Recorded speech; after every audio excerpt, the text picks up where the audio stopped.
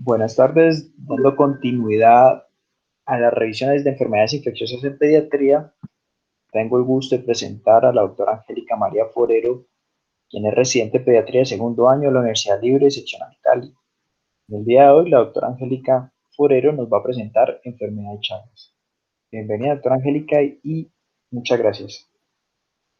Bueno, gracias, doctor Rojas. Buenas tardes. El día de hoy vamos a realizar la revisión de temas de enfermedad de Chagas.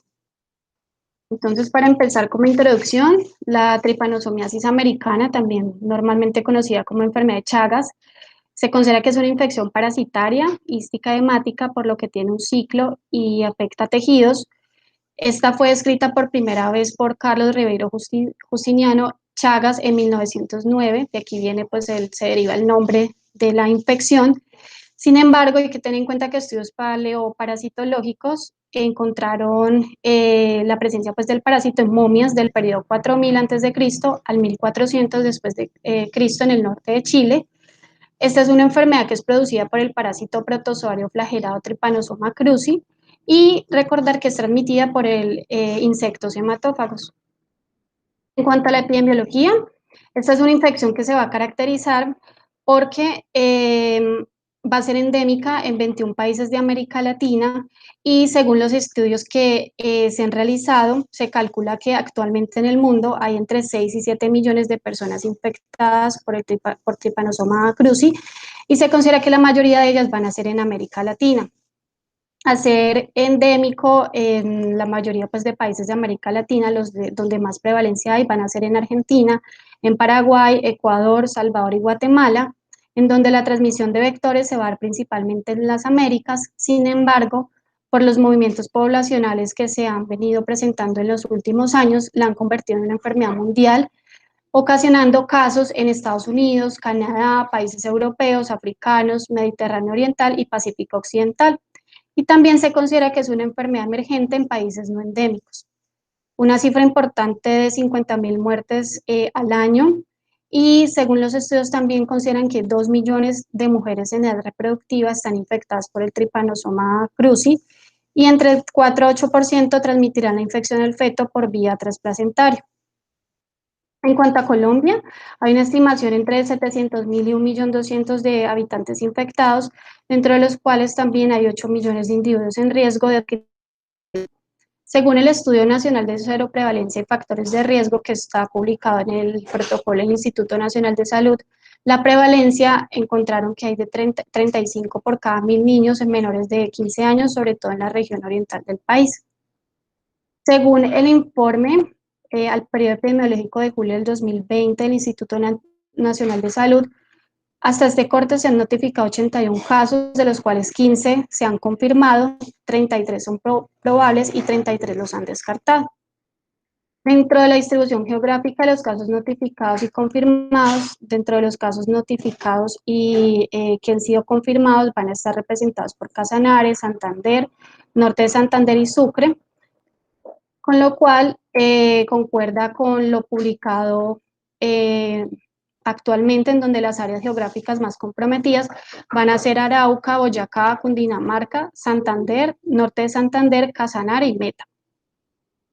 En cuanto a las variables demográficas de los casos confirmados, el 53% de los pacientes requirieron hospitalización, se presentaron más casos en hombres, representado por el 53%, seguido de 46% de las mujeres. Una cifra importante es que en los menores de 18 años se presentaron 8 casos, representando el 53%, y el área de procedencia fue la cabecera municipal, representado por un 73%.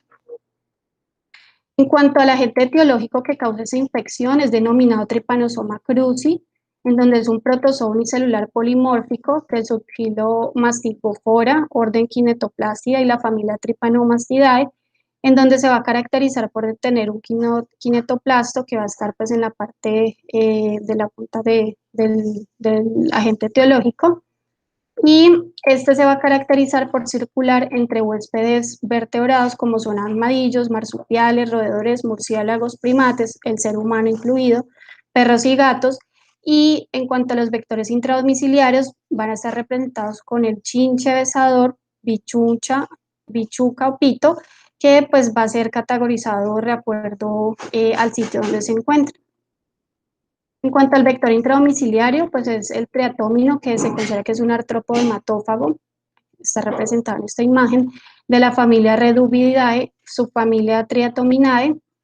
y las especies que se consideran transmisoras en zonas endémicas va a ser representado por Triatoma infestans, Rognius prolixus, Triatoma brasilensis y Prastophilus megistus. Estos se van a caracterizar porque van a habitar en las grietas y en los huecos de edificios mal construidos, tanto en zonas rurales como urbanas, y van a actuar en la noche mientras las personas duermen y ellos se van a alimentar de la sangre de estos. En cuanto a la transmisión, vamos a encontrar que hay varias vías varios mecanismos de transmisión, en donde vamos a empezar por el vectorial, que se considera la principal causa en zonas endémicas, en donde por medio de la heces o la orina, con parásitos dejados en la piel del huésped después de ingerir sangre, esto es lo que van a dejar, lo que van a ocasionar es que van a dejar tripomastigotes metacíclicos, que posteriormente al cruzar las barreras cutáneas o mucosas, van a llegar al músculo y las células ganglionares y se van a diseminar por medio del sistema linfático y el torrente sanguíneo. Otra de las vías de transmisión va a ser la oral por medio de alimentos que ya están contaminados con heces o la orina del triatómino, y la vertical, que representa un riesgo del 5% de transmisión de madre a hijo cuando la madre gestante cursa con la infección de Chagas, y esto se ocasiona debido al paso del parásito a través de la placenta. También se puede ocasionar por las transfusiones, trasplantes de tejidos u órganos, por la presencia de tripomastigotes vivos e infectantes en la sangre de donantes provenientes de zonas endémicas. Y otro mecanismo de transmisión también puede ser debido a accidentes por punciones o al tener contacto con material contaminado con Trypanosoma cruzi. En cuanto al ciclo de vida, entonces vamos a empezar que el triatoma se va a alimentar de la sangre del huésped, que posteriormente lo que va a hacer es que va a excretar tripomastigotes metacíclicos, los cuales van a penetrar por medio de la lesión que ellos ocasionan, que posteriormente se van a convertir, o estos tripomastigotes metacíclicos lo que van a hacer es que van a penetrar varias células del huésped, en donde posteriormente se van a transformar en amastigotes que se van a multiplicar por fisión binaria, en donde van a infectar diferentes tejidos y van a tener dos rutas en donde estos amastigotes posteriormente se van a transformar en tripomastigotes, lo que van a ocasionar es que van a reventar esta célula para posteriormente entrar al torrente sanguíneo. Y los tripomastigotes también pueden perpetuar el ciclo, transformándose nuevamente en amastigotes intracelulares para ocasionar nuevamente el ciclo. Posteriormente, cuando ya se tienen nuevamente los tripomastigotes, el triatoma se va a alimentar de la sangre, ingiriendo pues los tripomastigotes, y aquí van a haber van a ocasionar una diferenciación en donde estos tripomastigotes en el intestino medio se van a convertir en epimastigotes, se van a multiplicar posteriormente, y en el intestino posterior se van a transformar en tripomastigotes metacíclicos para posteriormente perpetuar lo que es el ciclo infeccioso. Respecto a la diversidad genética, entonces vamos a tener dos linajes de Trypanosoma cruzi, el tipo 1 y el tipo 2, en donde el tipo 1 es el más infectivo y tiene mayor afinidad por lo que es corazón, músculo esquelético y recto, y el Trypanosoma 2 tiene mayor afinidad por el hígado y por el vaso, y esta diversidad genética se va a ocasionar por el tropismo tisular del parásito en el hospedero. Entonces, en cuanto ya a las manifestaciones clínicas, vamos a tener que los pacientes van a iniciar con una fase aguda, en la cual esta se va a caracterizar principalmente por un síndrome febril infeccioso y va a haber pues una alta parasitemia. En el caso de que estos pacientes en la fase aguda no reciban tratamiento, posteriormente se van a transformar en la fase crónica, en donde vamos a tener ya complicaciones más severas como la cardiomiopatía chagásica, y la fase crónica se va a manifestar por varias presentaciones, en donde tenemos la fase indeterminada, que representa el 70% de los casos, la cardíaca y la digestiva. Entonces, para diferenciar pues, las diferentes etapas, la fase aguda va a tener un periodo de incubación de 7 a 14 días. En esta etapa va a haber una alta parasitemia, va a durar entre 4 a 8 semanas, y importante tener en cuenta que el 90% de los pacientes que se encuentran en esta fase van a estar asintomáticos. Ya posteriormente la fase crónica indeterminada, esta se va a caracterizar porque los pacientes van a tener una serología positiva, pero ellos no van a tener ningún tipo de manifestación y los paraclínicos que se les realicen van a ser normales. Estos pacientes van a terminar 2/3 de los pacientes, a pesar de que son asintomáticos, se van a considerar que van a ser infecciosos. Ya después posteriormente en la fase crónica, esta aparece de 10 a 30 años después de ocasionar lo que es la infección inicial y se va a caracterizar por alteraciones cardíacas, digestivas o pueden ser mixtas. En cuanto a las manifestaciones clínicas, en la fase aguda se va a caracterizar porque pues, el parásito va a estar detectable en altas cantidades. Las manifestaciones van a ser iniciadas por el síndrome febril que puede persistir hasta 12 semanas. En este punto los pacientes, en cuanto a los signos y síntomas, pueden desaparecer y posteriormente pueden evolucionar lo que es la fase crónica o progresar a una aguda grave. Recordar que se puede presentar en cualquier edad y es peor pronóstico cuando se presenta a los menores de 2 años. Es importante saber que esta fase pasa inadvertida y que solamente entre el 1 al 2% de los pacientes van a poder ser diagnosticados en esta etapa y tratados a tiempo.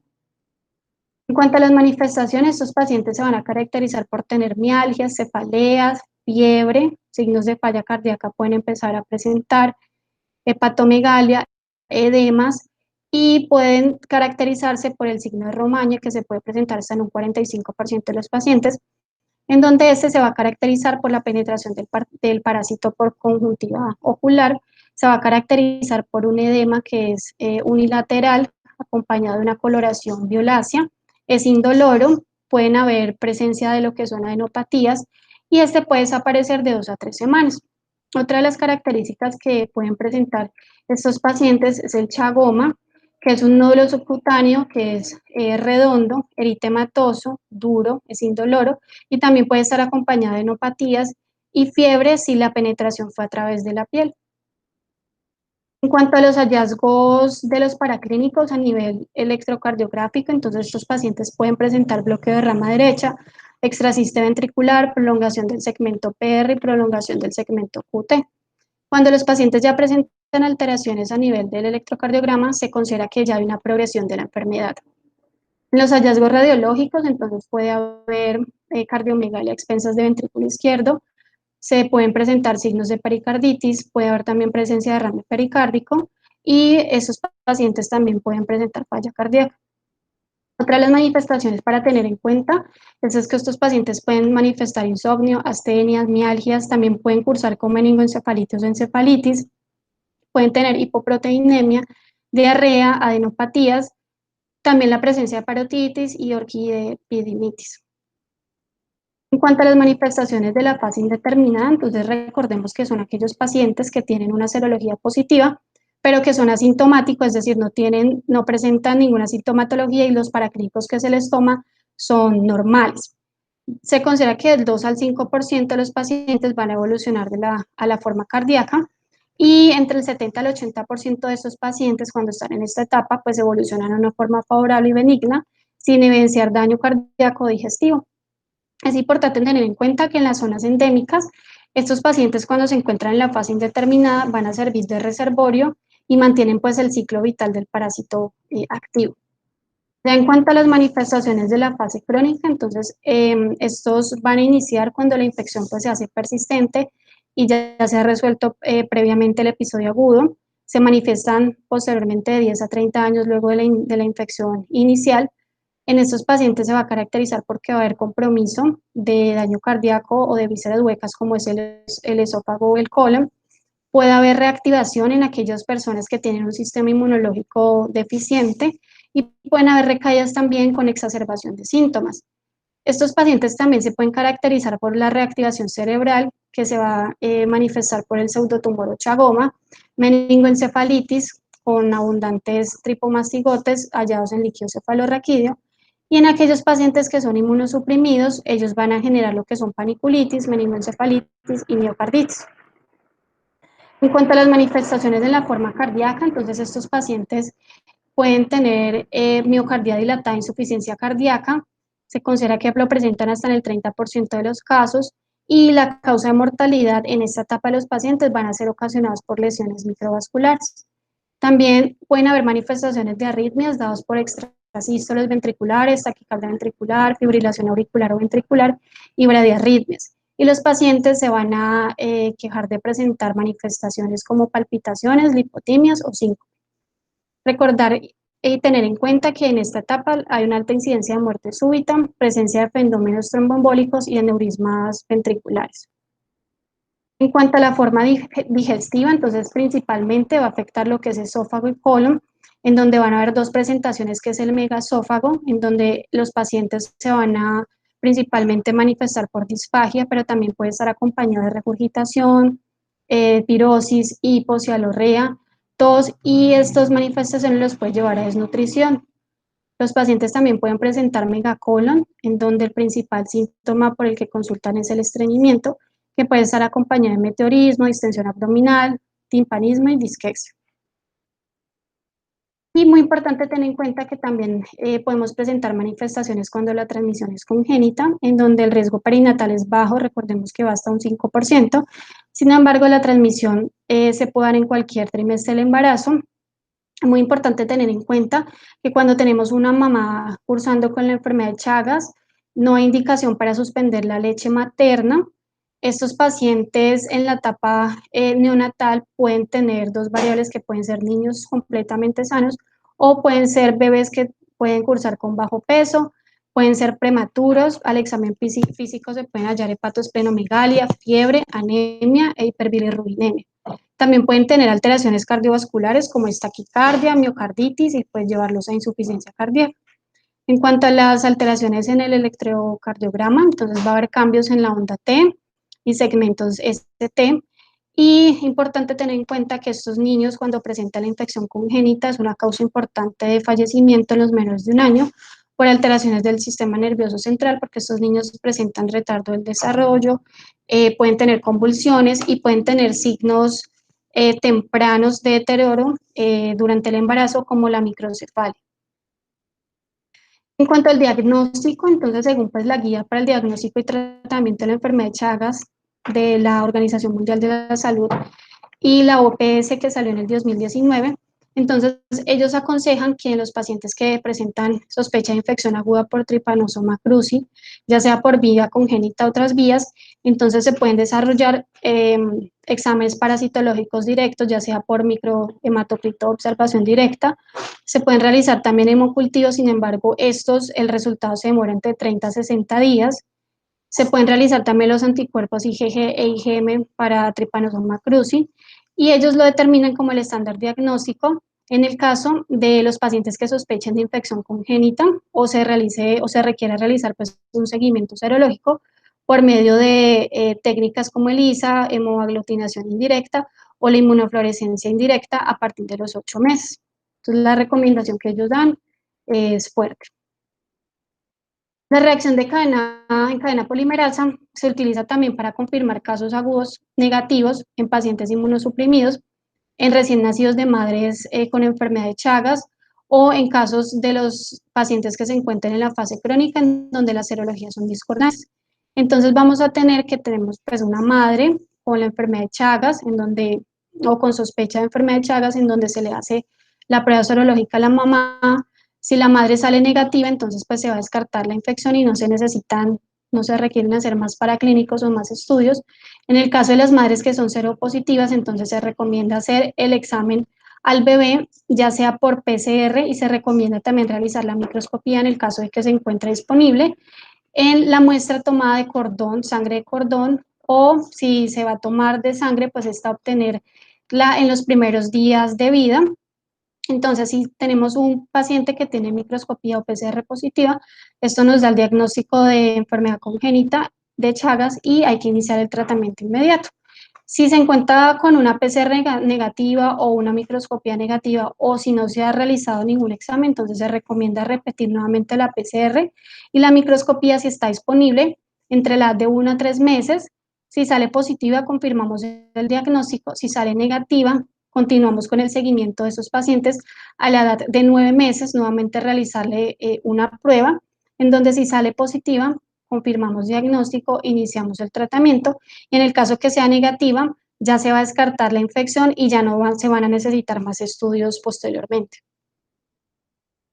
En cuanto al diagnóstico en los pacientes con infección crónica por Trypanosoma cruzi, entonces ellos también plantean varias opciones de técnicas por medio de la técnica ELISA, por medio de inmunocromatografía o inmunoensayo de micropartículas. También recomiendan realizar el estándar diagnóstico, en donde se realiza la combinación de 2 pruebas serológicas dependiendo pues de la técnica, y en el caso de que se requiera aplicar una tercera, cuando los resultados previamente realizados son discordantes, para lograr pues ya un diagnóstico definitivo. En cuanto al método para realizar rastreo o tamizaje de la enfermedad de Chagas en la población estudio, entonces pues hay unos criterios en donde se debe considerar realizar las pruebas en cualquier persona que viva en zona endémica, que cumpla con características como son el reconocimiento de convivencia con el vector, aquellas personas que tienen vivienda chagásica que se va a caracterizar por el techo de palma y paredes, y el piso o las paredes van a ser de barro, en zonas por debajo de los 2.000 metros sobre el nivel del mar. También considerar aquellos pacientes o personas que tengan antecedentes familiares en primer grado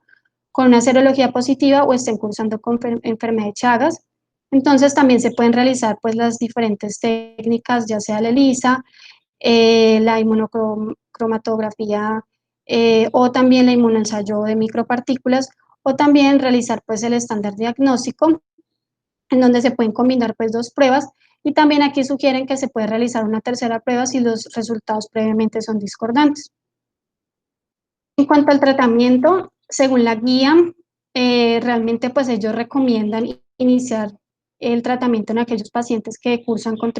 con enfermedad de Chagas de forma aguda o congénita, y el objetivo para iniciar de manera inmediata ese tratamiento es justamente pues evitar complicaciones inmediatas que pueden surgir por el compromiso de órganos blancos, y también pues impedir la progresión hacia la fase crónica. En cuanto a los niños que presentan infección crónica por Trypanosoma cruzi, se debe indicar el tratamiento. Ellos reafirman que sí, en estos pacientes se debe realizar nuevamente e iniciar el tratamiento lo antes posible, con el objetivo de evitar la progresión de la enfermedad hacia daño cardíaco o digestivo, como previamente lo habíamos mencionado. Es importante tener en cuenta que en las niñas y mujeres en edad fértil con infección crónica por Trypanosoma cruzi también se debe indicar el tratamiento de manera inmediata, y ese tratamiento se va a administrar exclusivamente en las mujeres que estén en edad fértil, que no estén cursando con un embarazo, por lo cual antes de iniciar el tratamiento se debe descartar pues una gestación. En cuanto a cuál es la mejor opción para el tratamiento de los pacientes, entonces pues ellos sugieren indicar e iniciar el tratamiento con el benzodiazol y nifurtimox, y hay que recordar que las contraindicaciones para iniciar este tratamiento está dado por mujeres embarazadas, personas que estén cursando con falla renal o hepática, o personas que tengan antecedentes neurológicos o psiquiátricos. Entonces el benzodiazol, este es un medicamento que viene en comprimidos de 100 miligramos. La dosis es de 5 a 10 miligramos kilo día cada 8 o a 12 horas durante 60 días. La dosis máxima recomendada es de 300 miligramos, y este medicamento actúa uniéndose en forma covalente a los intermediarios de la nitroreducción con los componentes del parásito, el ADN, lípidos y proteínas. Recordar que estos medicamentos pueden presentar efectos secundarios como son náuseas, vómito, anorexia, diarrea. Pueden también presentar los pacientes dermatitis, depresión medular, neuropatías, los cuales son causantes de la interrupción del medicamento, los cuales hay que explicarle a los pacientes y tratarlos de acuerdo pues a lo que se vayan presentando, y así evitar la interrupción del tratamiento. El nifurtimox, la presentación viene en comprimidos de 120 miligramos, la dosis se recomienda en niños de 10 miligramos kilo día durante 60 días. Este medicamento actúa con la generación de productos de la reducción de oxígeno, contra los cuales pues, el tripanosoma es deficiente en mecanismos de detoxificación, lo que hace susceptible pues, al estrés oxidativo. Este tipo de medicamentos también van a presentar efectos secundarios dados por anorexia, pérdida de peso o alteraciones psiquiátricas, en donde la guía recomienda que para prevenir pues estos efectos indeseables se pueden administrar medicamento de manera paulativa, en donde el primer día se puede dar un cuarto de la dosis, el segundo y tercer día la mitad de la dosis, y ya en el cuarto día ya dar pues la dosis que tiene indicación el paciente. En cuanto al seguimiento, es importante que a esos pacientes se les haga un seguimiento semanal, justamente buscando pues signos de intolerancia o los efectos secundarios del medicamento. Los paraclínicos que se deben realizar deben ser eh, previo al inicio del tratamiento, se deben realizar a los 20 días y una vez finalizado también el tratamiento. Los paraclínicos que se van a solicitar son hemograma, función hepática y función renal. Y esos pacientes pues deben evitar la ingesta de bebidas alcohólicas durante todo el tiempo que estén con el tratamiento. En cuanto al manejo de casos especiales, entonces pues en la infección congénita vamos a dar el Mifurtimox o el benzodiazol, 5 miligramos kilo día, dosis, dando unas dosis progresivas durante 6 días, hasta posteriormente llegar a 10 miligramos kilo día, dando un tratamiento por 60 días en total. En aquellos pacientes que tienen reactivación de la enfermedad por inmunosupresión, entonces se deben dar tratamiento por 60 días y en algunos casos, dependiendo de la severidad o de los antecedentes que cursa el paciente, se pueden extender hasta 90 días. Y en aquellos pacientes que tienen una transmisión accidental, el tratamiento se debe iniciar previo a la recolección de sangre para las muestras. Se da benzodiazol 7 a 10 miligramos kilo durante 10 días y tener en cuenta de que si hay una alta sospecha de carga parasitaria, este tratamiento puede durar hasta 30 días. Tener en cuenta que aquellos pacientes que tienen contacto de sangre de paciente en fase crónica no van a requerir profilaxis, por lo que pues la parasitema en estos pacientes es muy baja. Y el manejo de la forma indeterminada, recordemos que estas personas son aquellas que tienen una serología positiva, pero